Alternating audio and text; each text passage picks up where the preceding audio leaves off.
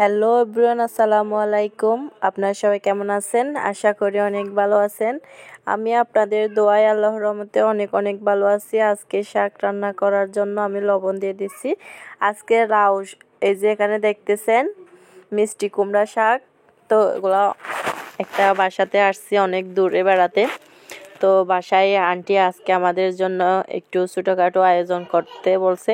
তো আন্টি একটু অসুস্থ, আন্টিকে দেখতে আসছিলাম। তো আন্টি আর আন্টির মেয়ে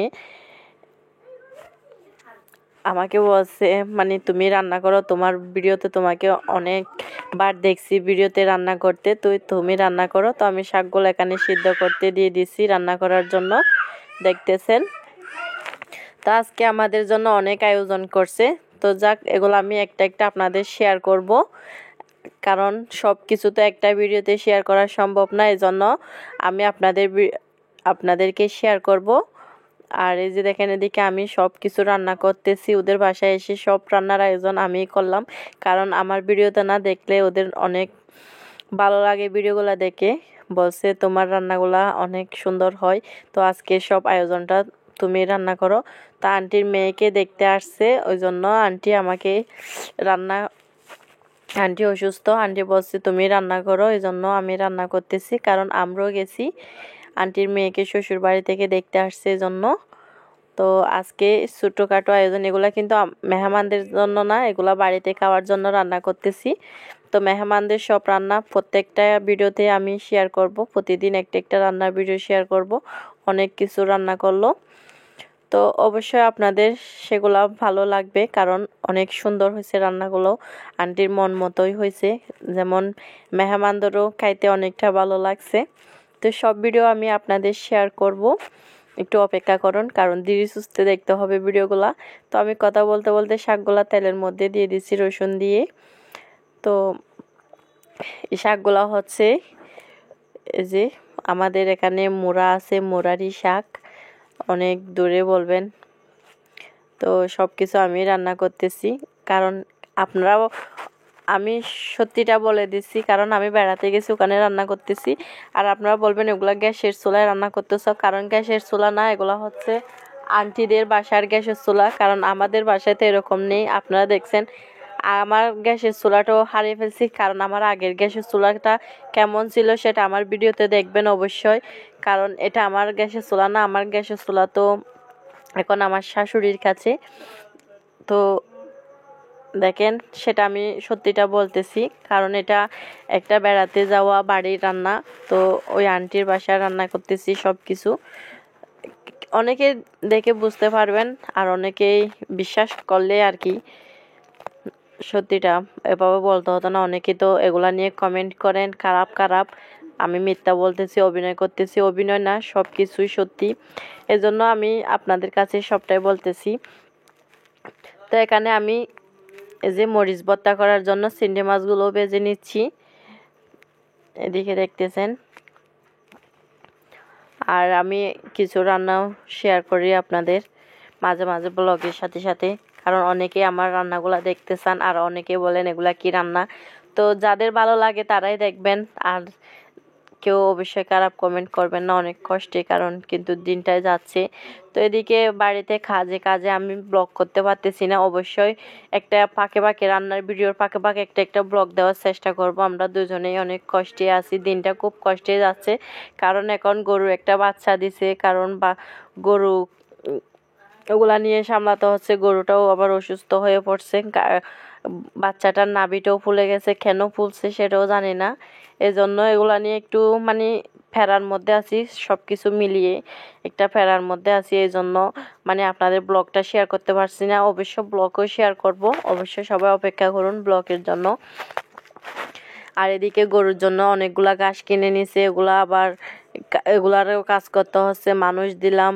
তো সব কিছু মিলে যে এতটা কষ্টের মধ্যে আছি কি বলবো আপনাদের, এজন্য সবটা শেয়ার করতে পারতেছি না।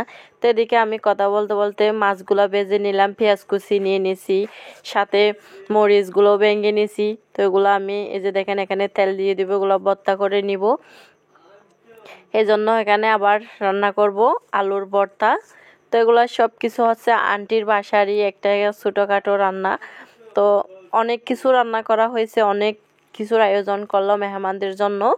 তো এগুলা প্রত্যেকটা ভিডিওতে রান্না ভিডিওটা শেয়ার করব, কারণ আপনাদের অনেকেরই বলবেন মানে এগুলা শেয়ার করতেছেন না কেন। শেয়ার করব অবশ্যই, সব রান্না তো একটা ভিডিওতে শেয়ার করা যায় না, এই জন্য মানে একটা ছোটো ছোটো রান্নার ব্লগটা শেয়ার করতেছি। অবশ্যই রেসিপিগুলো আপনাদের অনেকটাই ভালো লাগবে। এই রেসিপিগুলা আমারও অনেকটাই ভালো লাগছে, রান্না করতে অনেকটা কষ্ট হলো, কিন্তু রান্নাগুলো আন্টির মন মতো করে দিতে পারলাম। তো আন্টি অনেকটাই খুশি হয়েছে আমার রান্নাগুলো দেখে, তো আমাকে সবটাই রান্না করতে দিল। আর এদিকে দেখতেছেন আমি আলু ভর্তাগুলো তেলে দিয়ে দিছি, অবশ্যই আপনাদের ভালো লাগবে। আর যারা এখনও আমার চ্যানেলে নতুন, চ্যানেলটা সাবস্ক্রাইব করে পাশে থাকবেন। আর দিকে আমি মরিচ ভর্তাগুলো দেখেন কিভাবে ভর্তা করে আবার তেলের মধ্যে দিয়ে ভেজে নিচ্ছি। এটা হচ্ছে আমাদের গ্রামের একটা ছোটোখাটো আয়োজন, কারণ মেয়েকে দেখতে এসে আন্টি অনেকটাই খুশি হয়েছে। এই জন্য আন্টি মেয়ের শ্বশুরবাড়ির লোকের জন্য অনেক কিছু আয়োজন করলো, কিন্তু প্রথম দেখতে আসছে তাতে এত কিছু আয়োজন।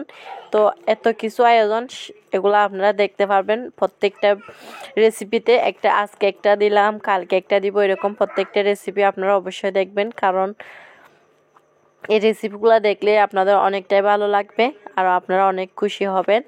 আর এদিকে আলু ভর্তাগুলো আমি এদিকে দেখেন তেলের মধ্যে দিয়ে একটু নাড়াচাড়া করে নিয়ে নিচ্ছি। আর কি বলবো, তো অবশ্যই আমার চ্যানেলটা সাবস্ক্রাইব করে পাশে থাকবেন। আজকে আপনাদের দোয়ায় ভালোবাসায় এত দূর আসতে পারলাম, তাই বলে আপনাদের প্রত্যেকটা ভিডিও শেয়ার করতেছি। আপনারা অনেকেই একদিন ব্লগ না দিলে বকে, আপু কী হয়েছে ব্লগ দিচ্ছেন না। আর এত কাজের মধ্যে কি বলবো, আমি একটু অসুস্থ হয়ে পড়ছি, তাই ব্লগটাও শেয়ার করতে পারতেছি না। আর যে দেখেন এখানে বেগুন ভর্তা, সাথে বেগুন ভর্তা মানে এটা একটু ছোটোখাটো, এই জন্য আমি 3টা রেসিপি একসাথে দিলাম, কারণ মরিচ ভর্তা, বেগুন ভর্তা, সাথে মিষ্টি কুমড়া শাক, সেগুলা শেয়ার করতেছি আপনাদের কার কেমন লাগছে কমেন্ট করে জানাবেন অবশ্যই। আর এদিকে আমি পেঁয়াজ মরিচ এগুলা বেগুন ভর্তাতে দিয়েই ভর্তা করে নিচ্ছি। সাথে আমার এই যে আন্টির মেয়েটাও কাজ করে দিচ্ছে আমাকে, কারণ আমরা এখানে বেড়াতে গেছি, তো একাই কিন্তু করতে হচ্ছে না, সবাই মিলে কাজগুলা করতেছি। কারণ এতটা দাওয়াত দিল, এই যে কাজের ফাঁকে কি বলবো যেতে পারতেছিলাম না, হঠাৎ রাতে গেছি আবার সকালে চলে আসছি সব রান্না করে দিয়ে। আন্টি বলছে তোমার রান্নাগুলা আমার অনেক ভালো লাগে, এই জন্য আজকে সব রান্না আমার মেহমানদের জন্য তোমাকেই করতে হবে। তো তাই বলছে, এত করে অনুরোধ করলো, না গিয়ে পারলাম না, অবশ্যই গেলাম, গিয়ে সব রান্না করে আসলাম। তো মেহমানদের ও খাইতে অনেকটাই ভালো লাগলো। তো এই যে আমার এদিকে বেগুন ভর্তা রেডি, এখন আমি তেলের মধ্যে দিয়ে দিব।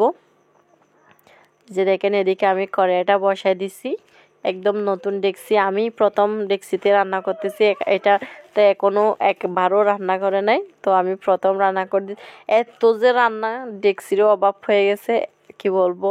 তো এগুলো আমি সব কিছু আপনাদের বলেই দিচ্ছি, তো অবশ্যই সবাই পাশে থাকবেন, আমাদের জন্য দোয়া করবেন। এই যে আমি বেগুন ভর্তাগুলো তেলের মধ্যে দিয়ে দিলাম, আপনাদের কেমন লাগছে। শীতকালে কিন্তু বেগুন ভর্তা খাইতে অনেকটাই মজা লাগে, আলুর ভর্তা, বেগুন ভর্তা এগুলো খাইতে অনেকটা মজা লাগে।